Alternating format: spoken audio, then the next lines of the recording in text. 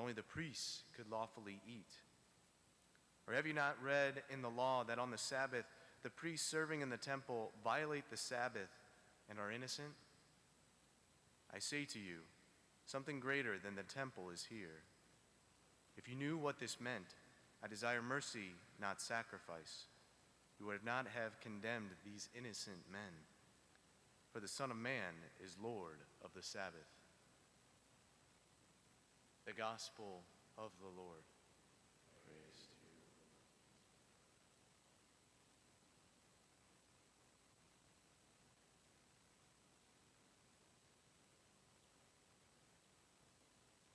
Scratching the surface of this gospel, you might believe that Jesus is teaching that human needs supersede that of ritual observances. But this gospel is much deeper than that. Jesus is actually showing us, revealing to us, especially those Pharisees, of a new priesthood and of his own divinity.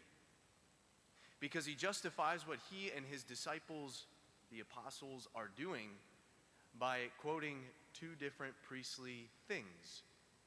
So David, he's known as a king. But there are times in David's story where he is doing priestly things. He's offering sacrifice before the Ark of the Covenant. He sings all these psalms. He does these priestly things.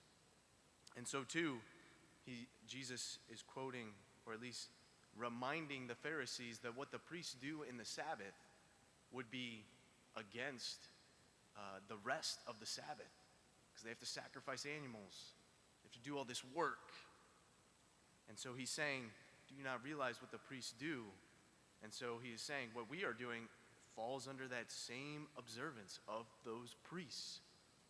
And so he is showing forth that this new covenant that he is about to enact consists of a new priesthood.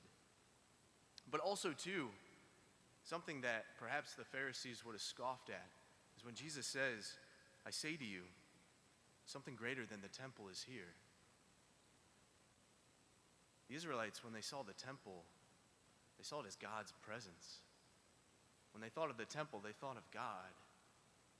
When Jesus says something is greater than the temple is here, he's saying something greater than God is here. Well, nothing's greater than God, so it must be equal to God. So he's saying God is in your midst. You know, Jesus, he never comes out and says, perhaps in the ways that the world would want, I am God. But he does say, I am.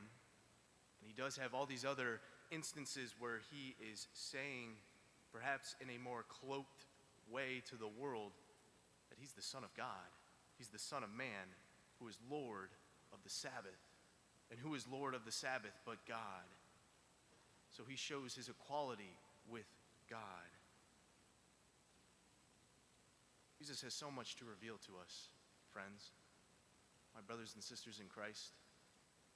I was down at the Eucharistic Congress yesterday, and we have to rediscover and go deeper in our faith so that we can be greater witnesses to what we have as Catholics, the fullness of the truth, to understand the Scriptures, but also the sacrifice of Jesus on the cross represented in the Eucharist.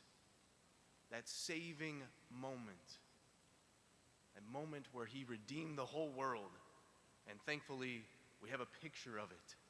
So it can't be confused that during the Mass, that is what happens. His presence is here in the Eucharist so that we can be at that moment.